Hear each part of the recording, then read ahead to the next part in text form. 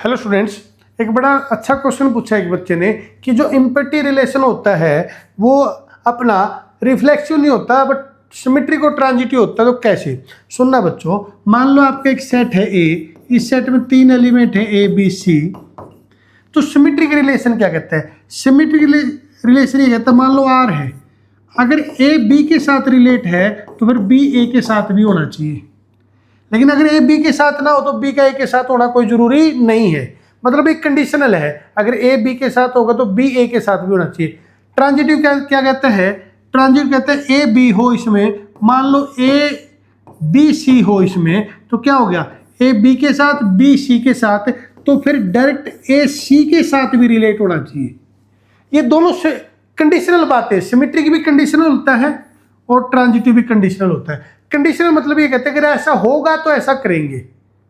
जैसे कि कोई बोले अगर मैं आज बारिश हुई तो मैं बाहर घूमने जाऊंगा, लेकिन अगर बारिश ही ना हो तो घूमने नहीं जाना, वो कंडीशनल है। वो ऐसे नहीं बोला कि मैं घूमने जाऊंगा।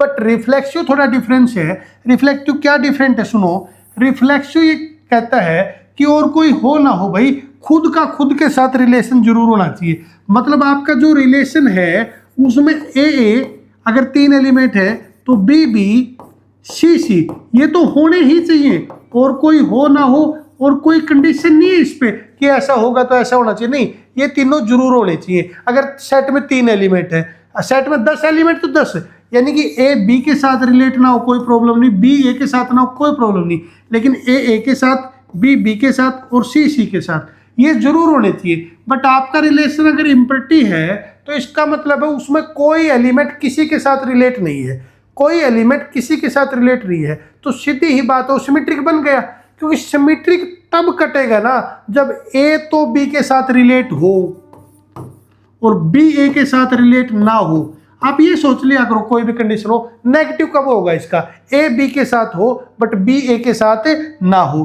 बट बच्चों, अगर कोई ए बी के साथ रिलेट ही नहीं है, अगर कोई ए बी के साथ रिलेट ही नहीं, मतलब आपका जो रिलेशन है वो इम्प्रटी, उसमें कोई है ही नहीं, तो आपको ए बी, जो ए है वो बी के साथ रिलेट मिलेगा ही नहीं। जब ए बी के साथ रिलेट नहीं मिलेगा तो बी का ए के साथ सवाल ही पैदा नहीं होता, पूछेंगे नहीं। इसी प्रकार से ट्रांजिटिव, जब ए बी के साथ ही नहीं है तो बी आगे किसी के साथ तो होगा ही नहीं, जब नहीं होगा तो आपने ए के सी के साथ भी नहीं दिखाना। बट रिफ्लेक्सिव के अंदर सेट में जितने एलिमेंट हैं उनका रिलेट होना जरूरी है, ए बी बी सी, ये जरूरी है। और ये एग्जिस्टेंस की प्रॉपर्टी की होने चाहिए। ये कंडीशन नहीं कि ऐसा होगा तो ऐसे होंगे, नहीं, ये होने ही चाहिए।